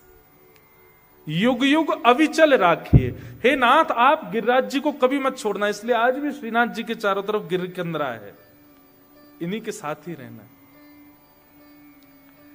तो जैसे ही प्रथम दर्शन हुआ तो नेत्र सजल, मैंने की जय जय, राधा रमन जी ब्रज में, बिहारी जी ब्रज में, राधा वल्लभ जी ब्रज में, दामोदर जी ब्रज में, सब ब्रज में विराज रहे हैं, आप काई को राजस्थान आ गए।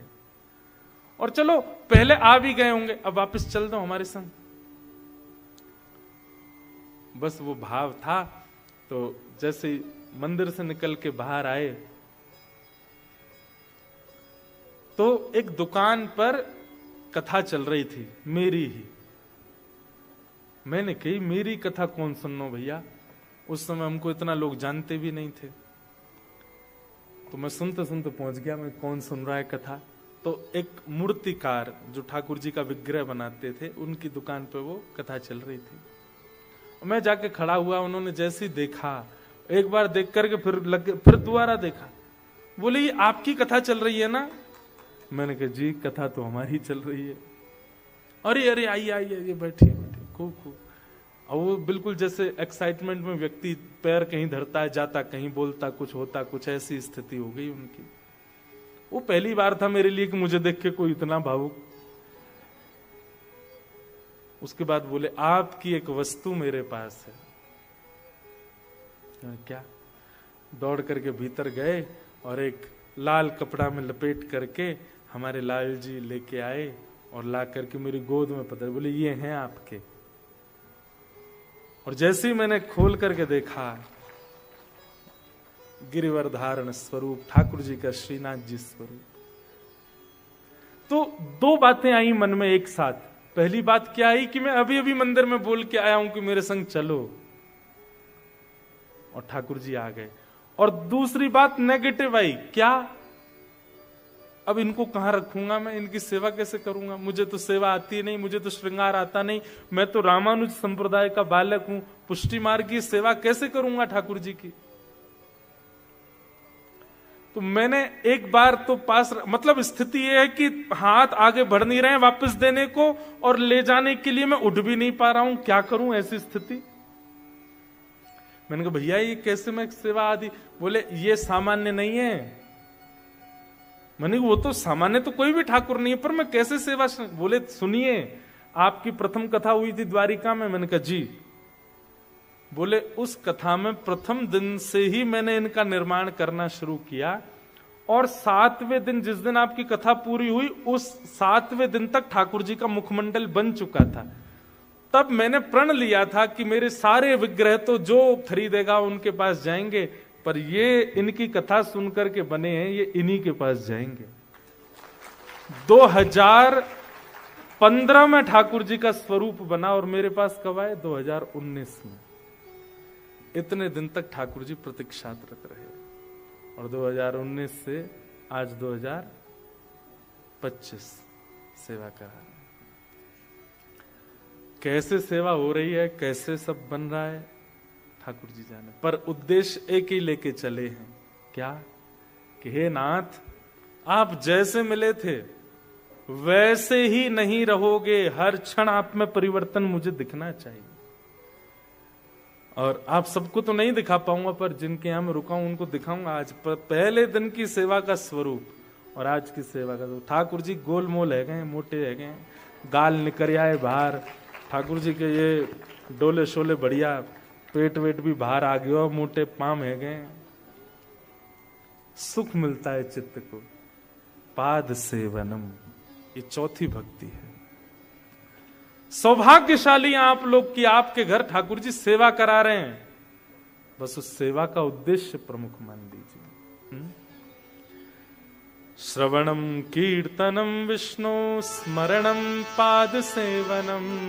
अब पांचवी भक्ति कौन सी है? अर्चनम, ठाकुर जी की अर्चना। अर्चनम, अर्चनम भक्ति का अभिप्राय क्या है? अपने ठाकुर को नित्य नूतन वस्तु प्रदान करना। उनको आवश्यकता नहीं है पर आपका कर्तव्य है देना। ठाकुर जी को सुंदर पुष्पों की माला धराना, नए नए मुकुट धराना, पाग धराना, पोशाक धराना और फिर नई नई अर्चना करना, कभी पुष्पों से, कभी तुलसी से, कभी कमल से, कभी आदि आदि भाव जो आपको प्रिय लगते हो। ठाकुर जी की सेवा, कभी चंदन घिस करके उसकी सुंदर सुंदर वस्तु बना करके ठाकुर जी को अर्पित करना। इसमें प्रथम भाव क्या है? बहुत ध्यान से सुनिएगा। आप जो भावना पूरे विश्व में रखते हो, वसुधैव कुटुंबकम सनातन धर्म का एक नारा है कि सबका मंगल हो, तो सबके मंगल की भावना से आप सबको तो नहीं दे सकते पर सबके मूल आधार ठाकुर जी को दो। समझ रहे हैं बात को? जड़ में पानी डाली पूरे वृक्ष हरे भरे हो जाएंगे। हे नाथ, मेरी भावना है कि पूरा विश्व सुगंधित हो जाए। इस भावना से ठाकुर जी को इत्र कर दिया। ठाकुर जी के गर्भ में पूरा विश्व है, सब सुगंधित हो जाए। ठाकुर जी को 56 भोग लगाए गए, किस भावना से लगाए गए? हे नाथ, रोज की सेवा करने का मुझे बल दीजिएगा, परंतु आज पूरे विश्व में कोई भी भूखा ना रहे, इसलिए मैं परमात्मा कोई प्रसाद पवा रहा हूं। अर्चनम। ठाकुर जी को कमल दे करके, कमल किसका प्रतीक है? कमल कोमलता का प्रतीक है। बहुत कोमल होता, बहुत सॉफ्ट होता है कोमल। ठाकुर जी को कमल अर्पित करके हमने क्या भावना रखी? हे नाथ, पूरे विश्व में सबका हृदय कोमल हो जाए, कोई निष्ठुर ना रहे। इस प्रकार से अर्चना करना ठाकुर जी की। और अर्चनम के भावना में आप वैदिक रीति भी ले सकते हैं, शास्त्रीय रीति, वैदिक रीति, और कभी कभी भाव की रीति से भी किया जा सकता है। जैसे कई जगह तो वैदिक नियम है, ठाकुर जी को तुलसी अर्पित करनी है, ये 108, 1008 आदि आदि ठाकुर जी को अर्पण करना है, अर्चना करनी है ठाकुर जी की। लेकिन उसमें कभी कभी भावजन्य भी आप कर सकते हैं। भावजन्य मतलब आपके मन में कोई भाव आया अपने ठाकुर जी के प्रति कि मुझे आज ऐसा लग रहा है कि ठाकुर जी को ऐसा कुछ किया जाए, और वो वस्तु आप ठाकुर जी को पधरा दो। जैसे हमारे श्री राधा वल्लभ जी में वृंदावन में एक कुछ दिन के काल में ठाकुर जी छग्म भेष धारण करते हैं। कौन सा भेष? छग्म भेष। अब देखो, थोड़ा ध्यान से सुनिएगा। रात्रि में ठाकुर जी का जब शयन होता है तो शयन किस भावना में होगा? मोर मुकुट पहना है, वैजंती माला पहनी है, ठाकुर जी ने पूरा श्रृंगार करके शयन किया। रात के दर्शन तो वैसे ही होंगे, पर सुबह के दर्शन में ठाकुर जी आपको विपरीत भेष में दिखेंगे। कभी शंकर जी बने दिखेंगे, कभी टोपा पहने और जो साड़ी वाड़ी पहने कोई सखी के रूप में देंगे। सुबह सुबह 4 बजे राधा वल्लभ जी। उसके पीछे भावना क्या है कि ठाकुर जी रात में सोए तो थे नंद भवन में, लेकिन जैसे यशोदा मैया सो गई सोई, ठाकुर जी उठ के भाज गए कहां? किशोरी जी के पास, और वहां जाकर के ठाकुर जी ने रास बिहार किया। अब रास बिहार करने के बाद जब ठाकुर जी लौट रहे हैं तो ठाकुर जी के लौटने के समय यशोदा मैया, नंद बाबा सब जग चुके हैं। तो ठाकुर जी कह रहे हैं मैं अगर अपने ही रूप में आया तो सब मुंह को पकड़ लेंगे। तो ठाकुर जी भेष बदल के आते हैं, कभी जोगी के भेष में, कभी किसी भेष में, कभी किसी भेष में। धीमे धीमे नंद गोकुल में, वृंदावन में प्रवेश करते हैं ताकि किसी का ध्यान ना जाए। और उसी समय पुजारी जी कपाट खोल देते हैं, ठाकुर जी उसी भेष में दर्शन देते हैं। छग्म भेष, श्रृंगार, ये भी एक अर्चना है। अब अर्चना ये वैदिक नहीं है, ये भाव की है कि ठाकुर जी रात में किशोरी जी के पास गए और लौट करके आकर के, अब जगन्नाथपुरी, श्री जगन्नाथपुरी में ऐसी रीति है वो कहीं नहीं है। सारे मंदिरों में ठाकुर जी का श्रृंगार शयन के समय हल्का किया जाता है, पर जगन्नाथपुरी में विशेष पुष्पों का श्रृंगार किया जाता रात में। क्यों? पूरे दिन ठाकुर जी भारी श्रृंगार में नहीं होते, रात में शयन से पहले ठाकुर जी का बड़ श्रृंगार, भारी श्रृंगार होता है। क्यों? उसमें भावना है क्या भावना है कि अब हम लोगों के लिए कपाट बंद होंगे और ठाकुर जी श्रृंगार करके श्री जी के पास रास के लिए जाएंगे, इसलिए ठाकुर जी का श्रृंगार होता है। ये भी एक अर्चना है, ये भाव की अर्चना है। तो एक होती है वैदिक अर्चना, शास्त्रीय अर्चना, और एक होती है भाव की अर्चना। भाव की अर्चना, हमारे ठाकुर जी की भाव की अर्चना में हम क्या करते हैं, पूरे दिन का श्रृंगार ठाकुर जी का बढ़ा देते हैं, लेकिन बढ़ा करके उसको कहीं और नहीं रखते, ठाकुर जी के बिस्तर पर सेज के बिल्कुल बगल में रखते हैं। क्यों? कहीं रात में इनका कहीं जाने का मन हो तो श्रृंगार यहीं धरो करके चले तो जाएंगे। भाव का श्रृंगार, ये भाव की अर्चना। अच्छा, एक इसके पीछे भी कारण है। अगर आप ठाकुर जी का श्रृंगार बढ़ा के ठाकुर जी के पास रात्रि में नहीं रखते हैं, तो फिर ठाकुर जी निकुंज में जब जाएंगे रास के लिए तो श्री जी बहुत डांटती हैं ठाकुर जी को, ऐसे ही आ गए हो हैं मुंह उठाए के, न कुछ सच धज के ना आए हो।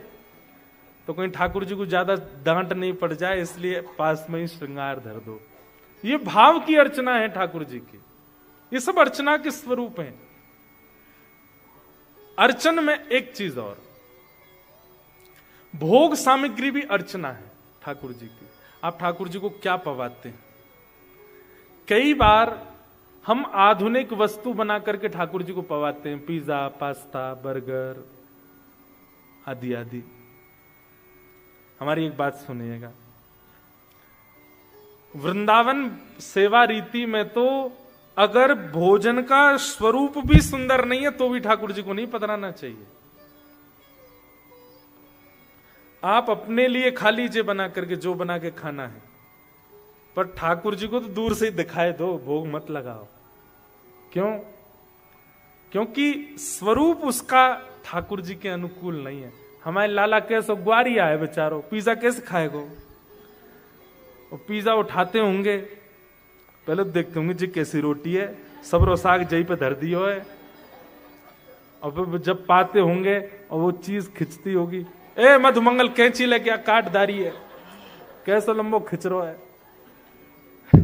ठाकुर जी को कहीं ना कहीं वो लगती होगी कैसे पाम में यार यार। फिर बर्गर आता होगा, ठाकुर जी कहते होंगे जे नई बला आई है, कोई बम लिया आओ भैया, यार कैसे पाम में। आप भोग बनाते समय विचार किया कीजिए कि ठाकुर जी नंदरानी क्या पवाती हैं ठाकुर जी को। हमारे जो, मेरा विरोध नहीं है, अगर आप करते आए हैं और करते हैं तो कोई दिक्कत नहीं है उसमें। हो सकता है आपके ठाकुर जी सीख गए हों, चाइनीज बना के चॉपस्टिक और रख दो, ठाकुर जी ले रहे हैं हाथ से यूं करके।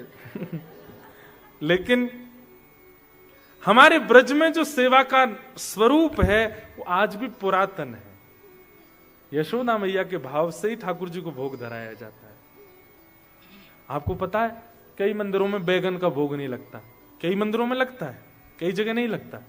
उसका कारण क्या कि बैगन बनने के बाद अगर उसका ऐसे कचूमर निकाल दो बड़ा विचित्र दिखता है, ठाकुर जी कहीं देख के डर ना जाए, इसलिए उसका भोग नहीं लगता। कई जगह टमाटर का भोग नहीं लगता क्योंकि उसका वर्ण लाल होता है, रक्त वर्ण का होता है, इसलिए ठाकुर जी को भोग नहीं लगता। कई जगह उर्द की दाल का भोग नहीं लगता, क्यों नहीं लगता? गरिष्ठ होती है, लाला को पचावे में श्रम है जाएगा, इसलिए भोग नहीं लगता। प्याज, लहसुन, मूली, गाजर का इसलिए भोग नहीं लगता क्योंकि, अच्छा एक नई बात मैंने द्वारिका में पूछी, बोले जिस वस्तु को पाने से जो हमको बब्स आती है ना, अगर उसमें दुर्गंध आती है वो ठाकुर जी को भोग नहीं लगती। कितने सारे नियम हैं, ये सब अर्चना के स्वरूप में ही आते हैं। तो अर्चना किस भाव से करनी है? ऐसी वस्तु बनानी है, ऐसी वस्तु पधरानी है जिससे ठाकुर जी को श्रम ना हो, प्रेम से पावे। हमारे ब्रज में दाऊ जी का मंदिर है, बलराम जी का। दाऊ जी के मंदिर में इतनी छोटी छोटी पूड़ियां बनती हैं शाम को। सुबह तो बड़ी बनेंगी पर शाम को इतनी छोटी छोटी। मेरी कथा हुई थी वहां पर, मैंने पुजारी जी से पूछा कि ये पूड़ी का साइज सुबह तो बढ़िया था, ये रात में छोटा क्यों हो जाता है?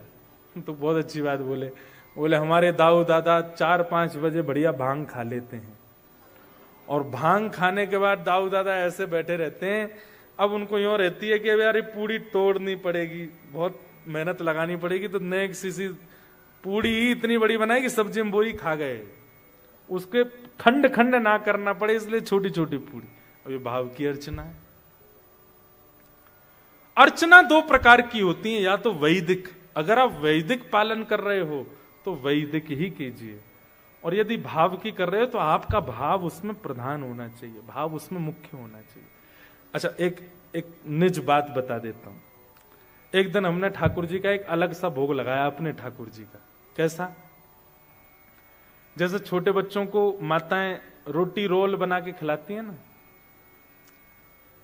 रोटी का रोल बना देते हैं, उसमें बीच में सब्जी या कुछ भी ऐसे रोल बना के देते हैं, बच्चा खाता रहता है उसको।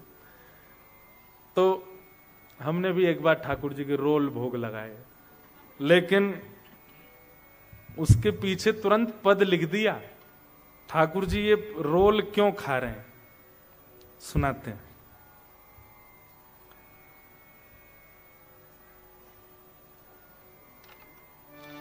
स्वयं लिखा पद है, हमारे लाल जी लिखवाते हैं। हाँ? श्री जी को भावत दूध मलाई, श्री जी को भावत दूध मलाई। हमारी किशोरी जी को, जैसे लाला को मक्खन और दही बहुत प्रिय है, ऐसी किशोरी जी को मलाई और दूध बहुत प्रिय है। मलाई जानते हैं? खाते हैं मलाई? आपके यहां होती है मलाई? तो श्री जी कैसा दूध पीते हैं, ध्यान से सुनना। ओटो दूध सकोरा भर के, ओटो दूध सकोरा भर के। आपने 1 किलो दूध को चढ़ाया कढ़ाई पर, और उसको औटाते औटाते, मतलब खोलाते खोलाते वो 1 किलो आधा किलो हो जाए, उसको कहते हैं औटा दूध। वो थोड़ा गाढ़ा हो जाता है, वो श्री जी को बहुत प्रिय। उसमें मिश्री पड़ी हो, दूध में मिश्री डाल के उसको चलाते रहो चलाते रहो चलाते रहो, गाढ़ा हो जाएगा बिल्कुल धीमी आंच पर। जब वो औटा औटा बिल्कुल कम होने लग जाता है, वो ठाकुर जी को मिट्टी के बर्तन में भर के भोग लगाया जाए, बहुत अच्छा लगता है ठाकुर जी को। उसी में फिर बादाम डाल दो, केसर डाल दो, और आपके मुंह में पानी आ जाएगा। मैं तो ऐसे ऐसे भाव बताऊं। केसर डालो, इलायची डालो, बढ़िया पीस के औटा दूध कर दो, और फिर ठाकुर जी को भोग लगाओ। कैसे? मिट्टी के बर्तन में, चांदी में नहीं, सोने में नहीं, पात्र, मिट्टी के बर्तन में। ओटो दूध सकोरा भर के, ओटो दूध सकोरा भर के। अधर ले पीवत प्यारी, अधर ले पीवत प्यारी। और औटा दूध देख करके श्री जी इतनी प्रसन्न हो गई, मतलब भावना ऐसी बनी कि ठाकुर जी लेके आए नंद भवन से श्री जी के लिए दूध। तो औटा हुआ दूध मिट्टी के बर्तन में देख के श्री जी इतनी आनंदित हो गई कि तुरंत छीन करके पीने लगी। छलकत अधरामृत मुख कौने, छलकत अधरामृत को कौने। छलकत अधरामृत मुख कौने, छलकत अधरामृत मुख कौने। कर ले पीवत कन्हाई, कर ले पीवत कन्हाई। किशोरी जी घूंट भर भर के पी रही हैं, यहां से जो दूध निकल करके नीचे गिर रहा है, थोड़ी से नीचे टपक रहा, ठाकुर जी ऐसे अंजलि यहां लगा रखी श्री जी के, और जो मुख से गिरता जा रहा उसको ठाकुर जी पी रहे हैं, ऐसी भावना। और फिर दूध पीने के बाद श्री जी बोली, और कछु लाए हो मेरे काजे? तो ठाकुर जी लेके आए मलाई, और मलाई में मिली भैया मिश्री और साथ में रोटी। आहा, अब श्री जी कैसे पा रही हैं? कवल बीच मलाई धर के कवल बीच, मलाई धर के, रोटी के बीच में मलाई धर के बूरोले बुरकाई, बूरोले बुरकाई। मिश्री को पीस दो तो बूरा जैसी हो जाती है ना। और इसको कहते हैं बुरकाना ब्रज भाषा में, जैसे नमक डालना, काली मिर्च डालना, ऐसे इसको करते हैं, इसको कहते हैं बुरकाना। तो श्री जी क्या कर रही हैं, रोटी के बीच में मलाई धर के बूरो ले बुरकाई, उस पर बूरा डाल रही हैं। और फिर अति आनंद भय गिरधर प्रभु, अति आनंद भय गिरधर प्रभु। श्री जी को दूध पीतो देख, ऐसे रोटी खाते देख ठाकुर जी इतने आनंद में भर गए, बार बार बलि जाई, बार बार बल जाई। श्री जी को भावत दूध मलाई, श्री जी को भावत दूध। ये है अर्चन भक्ति। या तो वैदिक हो या तो शास्त्रीय हो, और यदि आप अपने मन से कर रहे हो तो उस पर पद बनाइए। आप दूध के पद हैं, रोटी के पद हैं, सब्जी के पद हैं, अब आप लगा रहे हो पास्ता, उसका पद कहां है बताओ, नहीं तो लिखो खुद।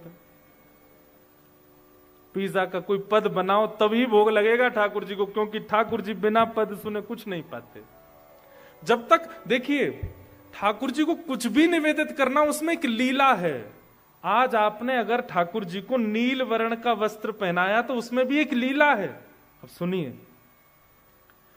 वृंदावन रीति में हमारा समय ज्यादा तो नहीं हो रहा है, 7:15 तो हो गए, एक देर और सुन लो है, मेरा मन है थोड़ा सा और सुन लो, फिर उसके बाद उठ जाना। हमारे वृंदावन रीति में ठाकुर जी सखाओं के साथ और श्री जी सखियों के साथ, तो प्रेम का एक स्वरूप है कि भाई भीड़ भाड़ में ज्यादा बातचीत नहीं करते प्रेमी लोग, क्या करते हैं, इशारे करते हैं बस, है ना।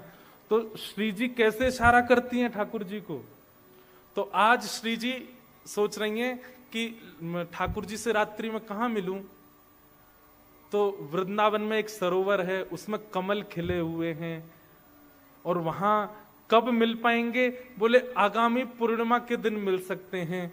तो अब श्री जी इसी भाव का श्रृंगार करती हैं। कैसे, नीचे जो वस्त्र पहनेंगी वो नीले, उससे ठाकुर जी को संकेत क्या मिलेगा कि नीला मतलब ठाकुर श्री जी कहीं सरोवर का संकेत कर रही हैं। ऊपर का जो पटका है या चुनरी है गुलाबी, ठाकुर जी अच्छा सरोवर बामू कमल खिले, श्री जी को देखते ही पहचान जाएंगे। और उसके बाद यहां पर जो चूड़ामणि है उसमें श्वेत श्वेत हीरा लगा है, उसको देख के ठाकुर अच्छा पूर्णिमा पे मिलेंगी। अब ये कोई मनमुखी बात नहीं है, ये वास्तविक लीलाएं हैं ब्रज की। और फिर उसके बाद ठाकुर जी क्या देखते हैं, मिलेंगी अकेले मिलेंगी कि सब सखी इनके संग रास विहार होगो। तो फिर ठाकुर जी देखते हैं 1 2 3 4 ऐसे ये पत्रावली होती हैं, और यहां गोल गोल घूम करके बीच में 1 2 बिंदी होती है। ठाकुर जी समझ जाते हैं अष्ट सखी यहाँ की, अष्ट सखा यहाँ के, यहाँ मैं, यहाँ श्री जी, मतलब महारास होएगो। ठाकुर जी उससे ही संकेत समझ जाते हैं श्री जी क्या आज्ञा कर रहे हैं। अगर आज श्री जी ने हरे रंग के वस्त्र पहने हैं और वह हरे रंग के वस्त्र पर गुलाबी गुलाबी गुलाबी चिन्ह बने हुए हैं, तो ठाकुर जी समझ जाते हैं कोई सघन वन, और वो सघन वन जहां पर गुलाबी पुष्प उत्पन्न हुए हों वहां मिलेंगी। और फिर चुनरी पर या तो तोता बने हैं, या तो मयूर बने हैं, या किसी प्रकार की आकृति बनी है, तो ठाकुर जी सोच लेते कौन से वन में मयूर ज्यादा हैं, वहां मिलेंगी। और केवल एक बिंदी है, मतलब अकेली मिलेंगी और कोई ना आवे वो। और तिथि कौन सी होगी, वो चूड़ामणि में जो हीरा है वो यदि पूर्ण है तो मतलब पूर्णिमा। केवल चूड़ामणि स्वर्ण की है, उस पर कोई जड़ाऊ नहीं है, तो इसका मतलब अमावस्या। ऐसे ठाकुर जी संकेत समझ जाते हैं श्री जी के श्रृंगार से। आप जब अपने ठाकुर जी का श्रृंगार करते हैं तो जिस वर्ण के वस्त्र पहनाते हैं, जिस वर्ण की माला पहनाते हैं, जैसा कानों में कुंडल। अब देखो, कभी ठाकुर जी आज हमारे लाल जी ने मत्स्याकृत कुंडल पहने, मछली ऐसे लटका रखी, उसका मतलब क्या है? ठाकुर जी यमुना तट पे हैं आज पूरे दिन, मछली इनके पास। किसी दिन ठाकुर जी मकराकृत कुंडल, मतलब मगरमच्छ की आकृति के। तो मगरमच्छ नदी में नहीं रहते, मगरमच्छ पोखर में रहते हैं, तो ठाकुर जी पोखर के पास गैया चरावे गए। किसी दिन मयूराकृत कुंडल, मयूर पहने हैं, तो इसका मतलब जहां मयूरन को बने ठाकुर जी वहां बैठे। अब ये सब अर्चना के विषय हैं, अर्चना के